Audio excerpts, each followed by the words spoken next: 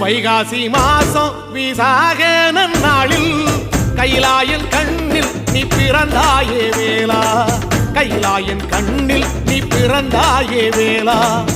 இறங்கி நாளும் உன் பழனிக்கு வந்தே, வழிபாடு செஞ்சு உன் புறப்பாடும் கண்டே. பொன்பவனி தேரில் உன் புறப்பாடும் கண்டே. நடராசன் மகராசா உன் வீடு வந்தேனே, வெளியான பாலாலே அபிஷேகம் கண்டேனே.